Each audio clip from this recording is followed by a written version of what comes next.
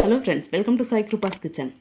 இன்றைக்கி நம்ம ஒரு சுவாரஸ்யமான ரெசிபி தான் பார்க்க போகிறோம். சின்னவங்கலேருந்து பெரியவங்க வரைக்கும் ரொம்பவே பிடிச்ச இப்போ ட்ரெண்டிங்கில் இருக்கிற ஒரு வால்கனோ பீட்சா.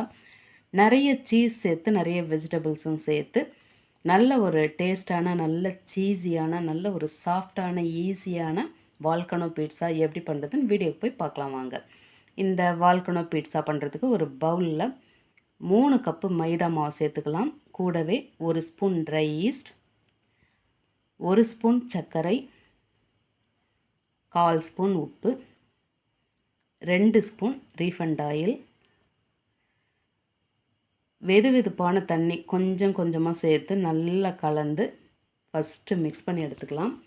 நாம் எடுத்திருக்க இந்த மாவு அளவில் பார்த்திங்கனாக்கா 2 பீட்சா பேஸ் பண்ண முடியும். ஆனால் இந்த வீடியோவில் நான் ஒரு பீட்சா தான் பண்ணி காட்ட போகிறேன். இன்னொரு பீட்சா இன்னொரு வீடியோவில் உங்களுக்கு வரும்.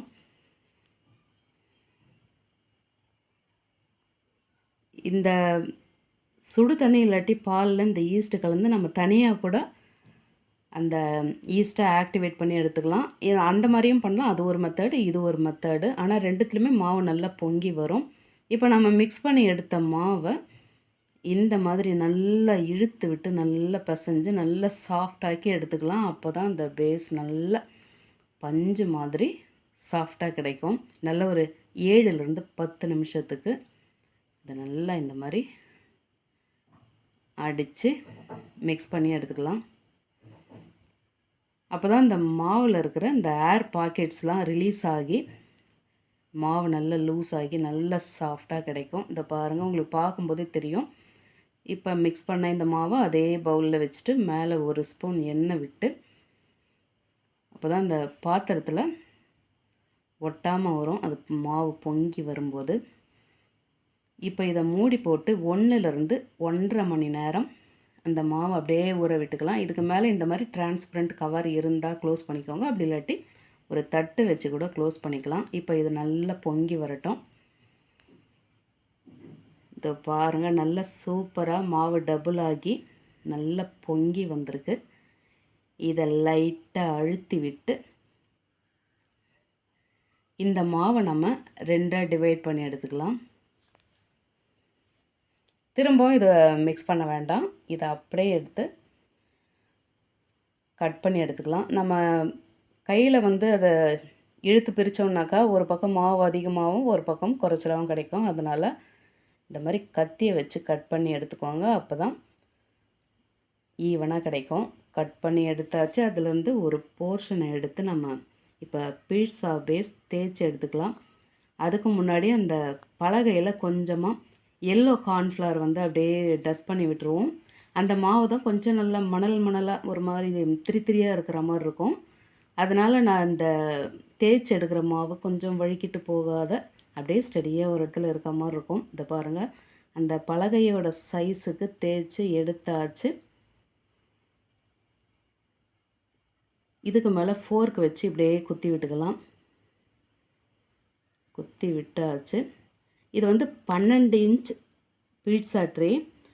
உங்களுக்கு இந்த ட்ரே இல்லைன்னா இந்த சைஸ் பிளேட்டு, அப்படிலாட்டி இதை விட சின்னதான ஒரு பிளேட்டு கூட நீங்கள் எடுத்துக்கலாம். அதுக்கு நடுவில் குட்டி பவுல் இப்படி வச்சுட்டு அது கொஞ்சம் நழுவி போயிட்டே இருக்கும். நாம் தான் கொஞ்சம் அப்படியே நடுவில் பிடிச்சி வச்சு அதுக்கு மேலே இந்த பீட்சா பேஸை அப்படியே போத்தி விடணும். அதே மாதிரி இந்த மாவு ரொம்ப தின்னாயிடாமல் பார்த்துக்கோங்க. ஏன்னா ரொம்பவே சாஃப்டாக இருக்கும். நடுவில் இந்த பவுலில் இந்த மாவை அப்படியே அழுத்தி விட்டுக்கலாம். இல்லாட்டி அப்படியே பொங்கி வந்துடும், புஷ்ஷுன்னு பலூன் மாதிரி. இப்போ அதுக்கு சுற்றி கொஞ்சம் போல் இந்த பீட்சா சாஸ் அப்படியே ஸ்ப்ரெட் பண்ணி விட்டுருவோம். இது வீட்டில் பண்ண பீட்சா சாஸ் தான். இந்த ரெசிபி ஏற்கனவே நம்மளோட பீட்சா வீடியோவில் இருக்கும். பார்க்காதவங்க இந்த வீடியோ பார்த்து தெரிஞ்சுக்கோங்க. இதுக்கு மேலே மொசரில்லா சீஸ் வேண்டிய அளவு தூவி விட்டுக்கலாம். நல்ல தாராளமாக தூவியாச்சு. அதுக்கு மேலே வெங்காயம் க்யூப் மாதிரி கட் பண்ணிவிட்டு அதை தனித்தனி லேயராக எடுத்து அதையும் கொஞ்சம் கொஞ்சம் வச்சாச்சு. அதுக்கு மேலே பச்சை கலர் கேப்சிகம் வச்சாச்சு. இப்போ ரெட் கலர் கேப்சிகம் வச்சாச்சு. அதுக்கு மேலே தக்காளி அங்கே ஒன்று இங்கே ஒன்றும் வச்சாச்சு. தக்காளியில் இந்த ஜூஸ் அந்த ஃப்ளஷ் எல்லாம் எடுத்துகிட்டு மேலே இருக்க அந்த லேயர் மட்டும் வச்சுக்கலாம். அதுக்கு மேலே இந்த பீட்சா சீசனிங் கொஞ்சமாக ஸ்ப்ரிங்கிள் பண்ணி விட்டு அதுக்கும் மேலே ஸ்வீட் கார்ன் கொஞ்சம் போல் அப்படியே தூவி விட்டுக்கலாம். அதுக்கு மேலே ஒரு பிஞ்ச் உப்பு அப்படியே தூவி விட்டுருவோம். ஏன்னா இந்த சாஸில் கூட உப்பு இருக்கும். அதுக்கு மேலே திரும்பவும் சீஸ் அப்படியே தூவி விட்டு, இப்போ அந்த பீட்சாவோட அந்த பேஸ் எட்ஜஸில் பட்டர் நல்லா அப்படியே க்ரீஸ் பண்ணி விட்டுருவோம். விட்டாச்சு. அதுக்கு நடுவில் அந்த பவுல்லையும் அப்படியே க்ரீஸ் பண்ணிக்கலாம்.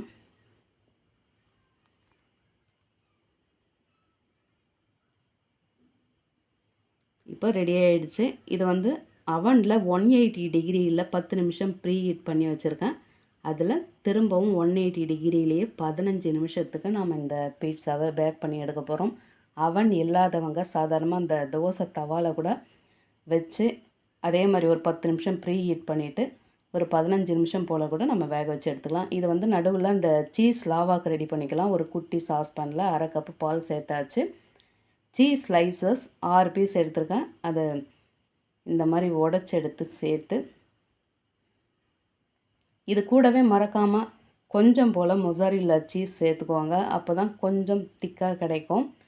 நாம் ஸ்ட்ரெயிட்டாகவே அந்த நடு பவுலில் அந்த லாவாவுக்கு இந்த சீஸ் ஸ்லைசஸை வச்சோன்னா அது அப்படியே குண்டாக அப்படியே தான் நிற்கும்.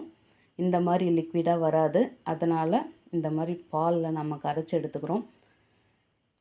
இது அப்புறம் போக போக கெட்டியாயிடும். இப்போ நம்ம ஸ்டவ் ஆஃப் பண்ணிக்கலாம். இந்த பக்கம் பார்த்தீங்கன்னாக்கா பீட்சா சூப்பராக பேக் ஆகி வந்துடுச்சு. இதை பாருங்கள், பார்க்கவே எத்தனை அட்டகாசமாக இருக்குது. இப்போ வெளியே எடுத்தாச்சு. அதுக்கு நடுவில் நம்ம ரெடி பண்ணி வச்சுருக்க அந்த சீஸ் லாவாவை அப்படியே வழிய விட்டுக்கலாம்.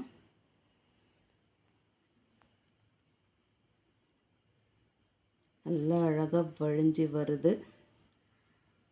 அதுக்கு மேலே பெரி பெரி மசாலாவை அப்படியே தூவி விட்டுருவோம். இந்த லாவா வந்து ஒரு மாதிரி ரெட்டிஷ் ஆரஞ்சு கலரில் இருக்கும்.